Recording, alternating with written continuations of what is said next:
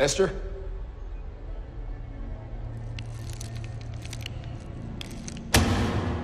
Spoopy jump scare! Spoopy jump scare! Spoopy jump scare! Spoopy jump scare! This movie had so many spoopy jump scares, it was ridiculous. I had such a fun time watching this movie. At the same time, I was scared boopless. And I can't wait to talk to you guys about this flick, because usually when you watch a movie that you anticipate to not be scary, that turns out to be scary, it really kind of changes your whole perspective about a house that's dark at 2 o'clock in the morning, when you realize you could be flipping all the light switches in the house on and shivering in the kitchen in the full brightment of the lights because you don't want to get eaten by a demon. Anyway, here you go. Lights out. We're going to talk about it. Woo! I'm ready. Are you ready? Yes. Let me be perfectly clear.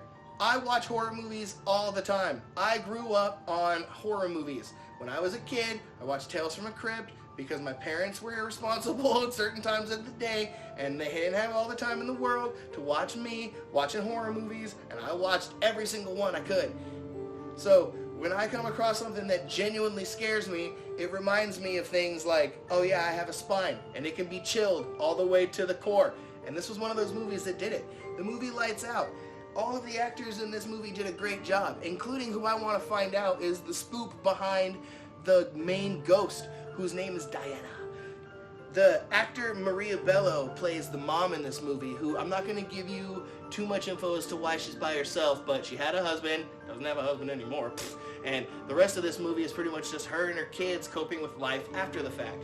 But her kids, played by Gabriel Bateman and Teresa Palmer, all have a sort of negative view of their mom, I guess you could say. The sister, she left a long time ago and she's living on her own with her boyfriend, and the kiddo, the son, is probably about 12 or 13, so he notices there's something wrong with his mom.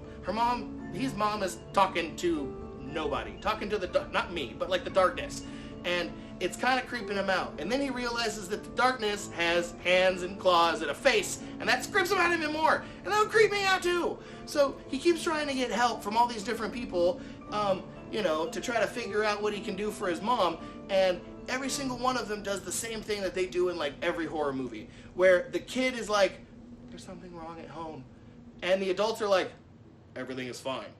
And it's not until, like, they're getting gutted that they're, like, of course, naturally, like, oh my god, I was so wrong, this is terrible, oh, the kid was right, oh.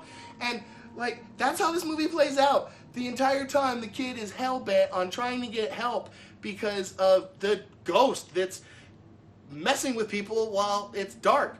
And there's even this really messed up scene where there's, like, one of those neon flashing signs outside his sister's window, and you can see the ghost carving something into the wood on the floor of the apartment.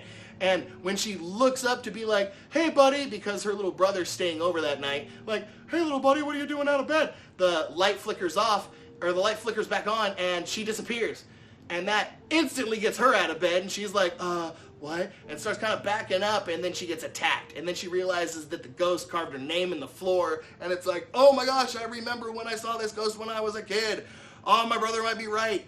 And, like, the slow investigative approach that these kids go through to, like, find out everything that happened between, like, her mom and the ghost and trying to get the kids safe just really makes for a riveting, just, like, thrill seeker, because it creeps slow, Like, most of these horror movies have that super slow where, like, you don't see the action till the end.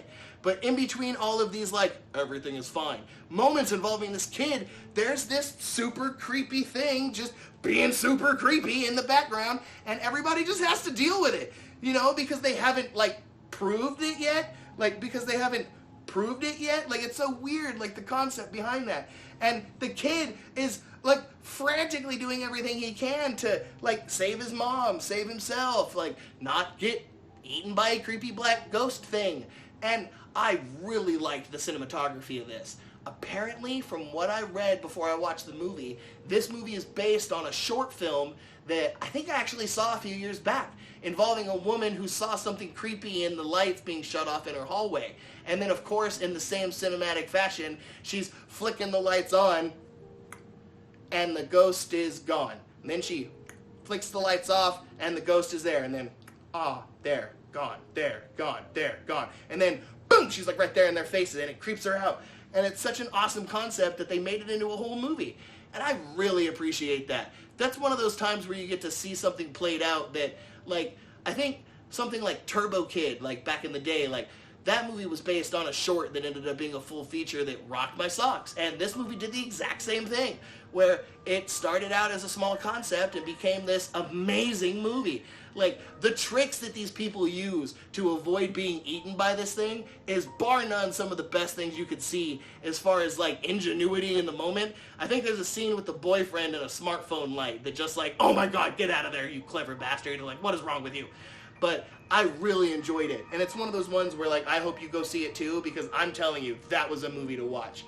I'm going to be watching a few more movies this month, and I really hope you get the chance to watch my reviews on them, because I really like making these videos for you guys. And if you even have a movie that you want me to watch, put it in the comments down below and I'll give it a shot, because I have all month to spook the heck out of myself, and I'm just getting started. Plus, I'm going to be watching a bunch of games, or watching a bunch of games, playing a bunch of games this month and giving you my opinion on them as I scare the bejesus out of myself. So tune in for that too. It would be really awesome if you liked, shared, and subscribed. It would really mean a lot to me, because I like it, these videos, and I like you watching them. So tune in next time when I scare the bejeebus out of myself again. Until then, I'm Nobody. I love your face, and I'll see you next time.